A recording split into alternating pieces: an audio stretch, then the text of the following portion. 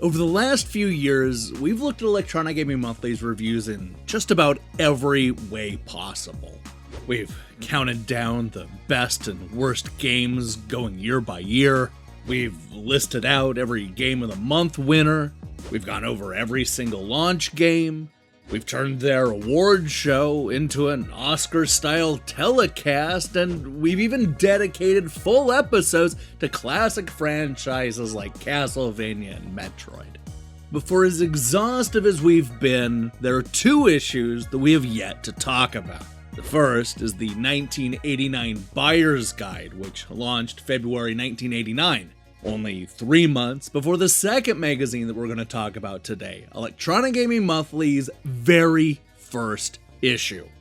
You see, when we talk about the best and worst and calculate EGM scores, I tend to leave out these two issues. No, it's not because of some grand conspiracy or even anything exciting, but rather because neither of these two issues has a review crew. That was an invention found in issue 2 when they introduced the world to the first batch of critics. Steve Harris, Ed Semrad, Don Nowert, and Jim Ollie. Before that, they only had one person review a game using a 4-point hit meter scale.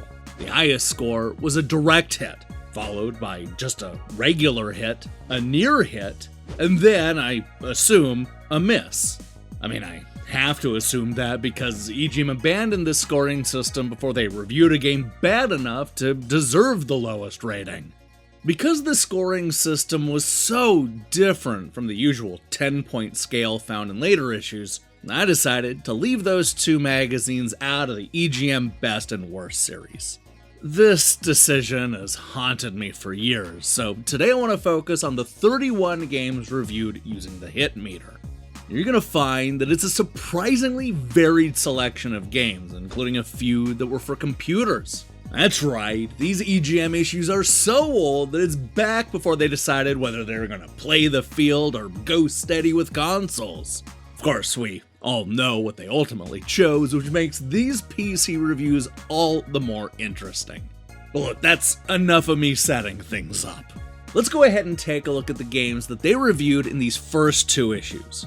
Unfortunately, there's no way to rank these games with a proper countdown, so we're going to split them up using the hit meter and see what the editors had to say about the reviews that came before the review crew.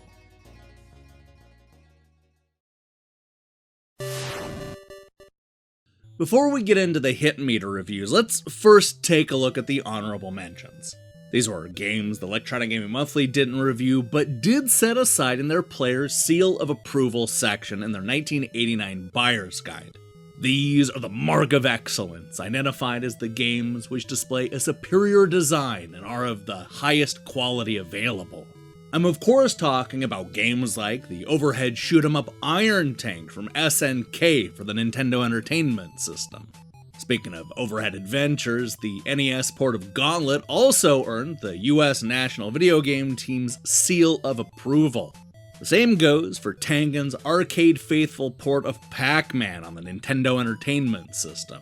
Another top-rated NES game was Lee Trevino's Fighting Golf, which wasn't as violent as the name lets on. RBI Baseball is another must-own sports game, according to the US National Video Games Team.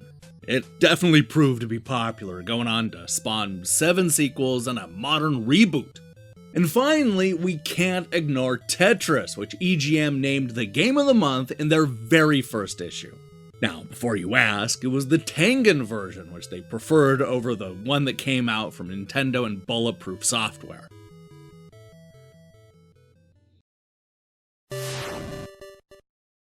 Let's go ahead and start with the worst reviewed games, the ones that earned the near hit grade. Don't worry, there are only 2 of these, so it's not going to take very long. The first is Time Soldier, which they described as one of Sega's hardest games. There's surprisingly little flicker in the 2-player mode, and the twisted maze of time tunnels will keep your mind as well as your firing button completely occupied. The other near hit was Offshore Warrior, a boat-themed action game with a mighty learning curve. Once I learned how to correctly hit targets with my missiles, the racing elements became more of a matter of skill than chance. Unfortunately, the glitz wore off after a short time and ultimately failed to hold my attention for any length of time.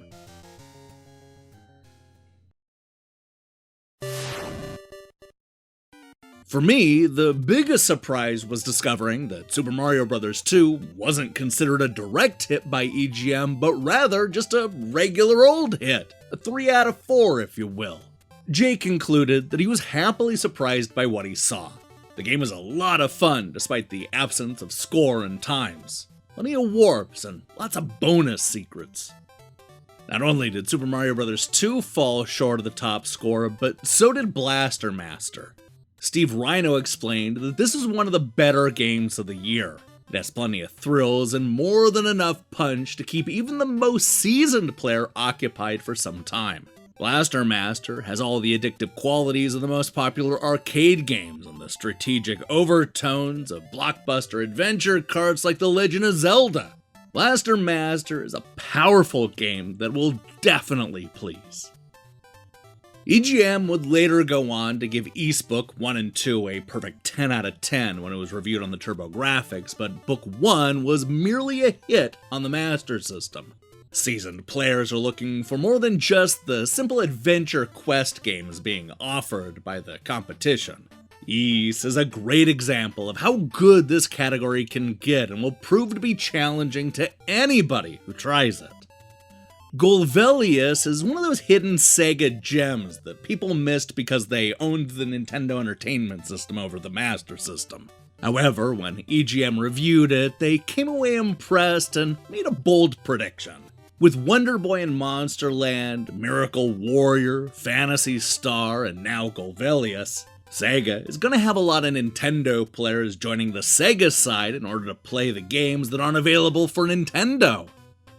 More of an action game than racer, EGM was initially unimpressed with Bump and Jump.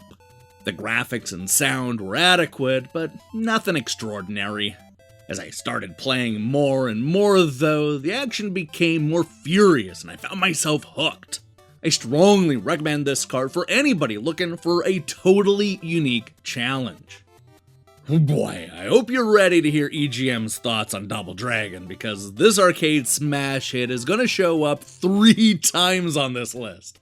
Yeah, 10% of the games EGM reviewed in the first 2 issues are named Double Dragon. This Master System version received a hit score, with Ed noting that it has the 2-player mode missing from the NES port. The graphics exceed Sega's usual high standards, and with enough practice, you should be able to master all the special moves, as on-screen control is exceptional. There is some screen flicker in certain areas where multiple players and enemies collide in large numbers, but this in no way diminishes the title's overall playability. I'll put up with a little flicker if I can beat up the bad guys with my friends. Like I said, Double Dragon is gonna come up a lot today. Much like the Master System port, this Commodore 64 version earned a hit score. After Trade West produced a very good 1-player version of Double Dragon for the Nintendo, I held out a lot of hope for the 2-player computer translation. While the game does capture a lot of the fun from the arcade, most of the spontaneity and surprise are unfortunately missing. Nonetheless, a good translation of an incredible coin-op game. Zack McKracken and the Alien Mindbenders is one of the lesser-known Lucasfilms titles. After reading the EGM review, it's easy to see why.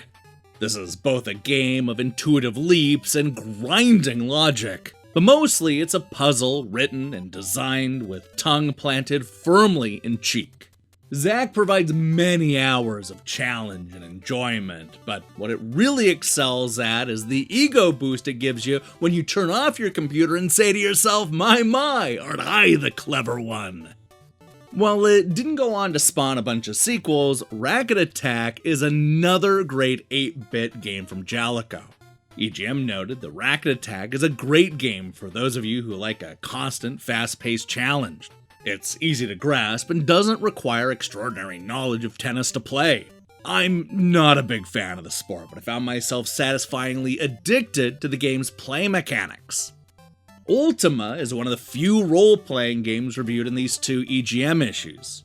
Don complained that it was a little difficult to get started, but once you progress through several experience levels, you'll be able to explore the uncharted areas and become more involved with the adventure. There's plenty to see and do, and completing the quest is not the overnight pushover that some so-called strategy games turn out to be. Our next game is the Master System port of the arcade hit Rastan, and EGM called it a good addition to the Sega lineup. The graphics are better than anything that Taito has done for the NES, and the animation and scrolling are quite excellent. I like the game, especially the vines and nightfall sequence.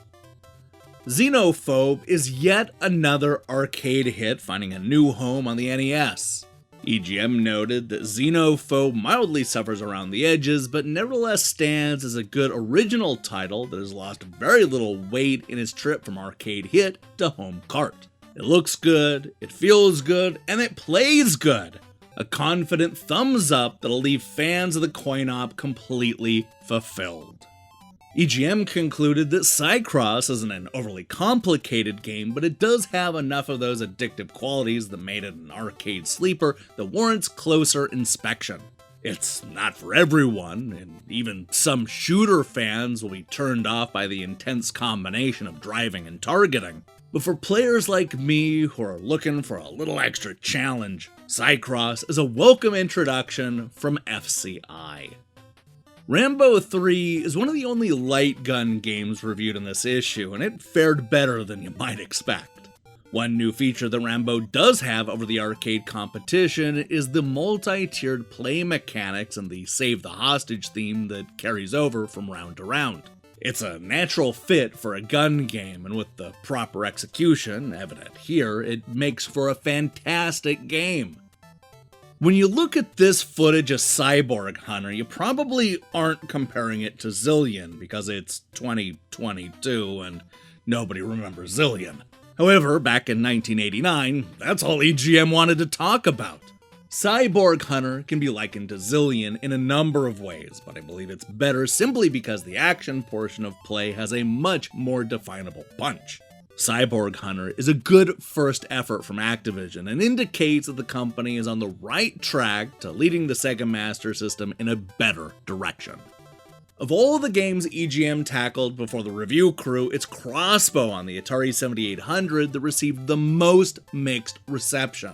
On one hand, they argued that it has spectacular graphics and a story that is almost Shakespearean. However, the game does suffer from some rather stilted animation, and the sound effects aren't spectacular. But even with those complaints, Don recommended the game. But if you're hesitant at purchasing a new add-on for the 7800, the joystick option is definitely a nice option. Crossbow is as good as the name. Into the Eagle's Nest is an action-packed overhead World War II game that, according to EGM, nearly earned the top score. It's a good game, but there are a few rough edges that keep it from being a direct hit. First of all, there's a complete lack of detailed coloring or character animation, which makes it look in many ways as if you're maneuvering a bunch of robots around. One of the most distracting and absolutely terrible features of the game, however, is the way the enemy characters score hits against you. But even with these little quirks existing in the XE version, it still should appeal to most and is worthy of a hit ranking. And finally, the last game in the hit category is Hat Trick, a rudimentary hockey game with some weird rules. This is not your standard game of hockey, only 2 players per team, but nonetheless, it's still fun to play. The game seems to lack on the overall sound quality, but it makes up for this with gameplay that's easy to grasp. Atari may finally have a winner.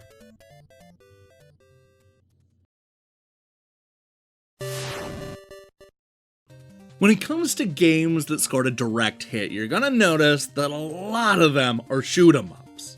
Perhaps that's appropriate given the scoring system, but prepare to see a lot of familiar shooters as we go through the top ranked titles.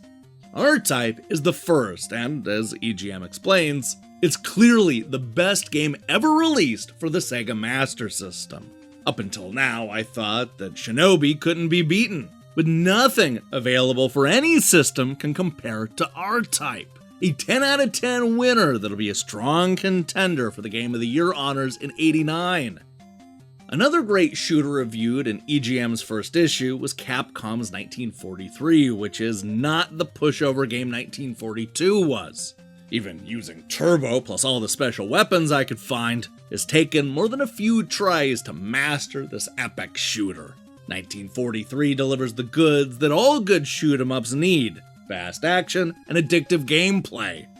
Life Force is yet another amazing shoot-'em-up that earned a direct hit from EGM. Jay Moon explained that back in the Atari 2600 days, I never thought I'd see a game available for home play that has such a refinement as Konami's Life Force. If you're a Gradius fan as I am, you probably have asked, what's next? Life Force showcases Konami's technical wizardry. This game is a masterpiece. Hybris proves that not every shoot-'em-up that we're going to talk about today is on a home console. R. Bradley Andrews concluded that this Amiga title was a fabulous game. I highly recommend it to any arcade fan. The graphics and sound complemented the game so much that I found myself continually coming back to play one more game before writing this review. It definitely ranks on the top of my arcade game list. Not every shooter is 2D, as we see from our next game, F-19 Stealth Fighter. EGM called it absolutely outstanding. It's a solid flight simulator, an exhilarating combat experience, and is packed with more bells and whistles than almost anything currently on the market. This game is sensational from takeoff to landing. Bomber Raid is yet another must-play shooter earning the top prize in EGM's 1989 Buyer's Guide. Bomber Raid is a great game that falls short only in a very limited sense. It has the beautiful scrolling graphics shared by only the best arcade shoot-'em-ups and plenty of targets to shoot out, but the number of power-ups and the effect they have on your fighter doesn't add the amount of depth that they could have included. This is really only a minor complaint. The game itself is absolute gold, with every option and every play mechanic you could want in a shooter. Bravo, Activision, you've got yourself a winner. Bobble is yet another massive arcade hit that ported well to the NES. John explains that beyond some visual shortcomings, Bobble is one of the most entertaining games available for the Nintendo. It's straightforward enough for novices, but contains enough variety, hidden strategies, and challenge to keep the best of us coming back for more. Of the many games that were reviewed in the first issue, Sword of Sodan is easily the best looking. R. Bradley Andrews explains that when he first played the game, he had trouble learning how to effectively control the character. But once I realized how to use the joystick controls, it became a very simple task to reach the upper levels. The graphics truly amazed me, fitting the bill for hack and slash gaming enthusiasts everywhere. One of the most beloved 8-bit football games of all time also earned a direct hit from EGM. I mean, was there ever any doubt? They explained that Tecmo Bowl has been put together with a strong emphasis on interaction and playability, and the desired effect is clearly achieved. Tecmo Bowl is the hottest new sports game of the season and clearly deserves some additional attention during the current football season. Chalk one up for Tecmo, this is a great game. Released on the Atari 7800, EGM was surprised and impressed with Tower Toppler from Atari. I loaded it up, expecting another original Atari title that falls short in graphics, gameplay, and action, but was pleasantly surprised to find a game that was totally involving. Tower Toppler has me coming back again and again with its adventuresome storyline and detailed play. It's a totally original title that lives up to other great action-adventure carts. If you're looking for EGM's best reviewed port of Double Dragon, then look no further than the NES version. In order to keep the crisp graphics, the great definition of characters, and the true action gameplay that made Double Dragon the #1 hit in the arcades, Technos had to make the choice between the 2-player option or solid gameplay. They made the right decision, as Double Dragon now has quality as well as content. My hats off to TradeWest for the remarkable job they did on Double Dragon. This is a game that's worth every penny.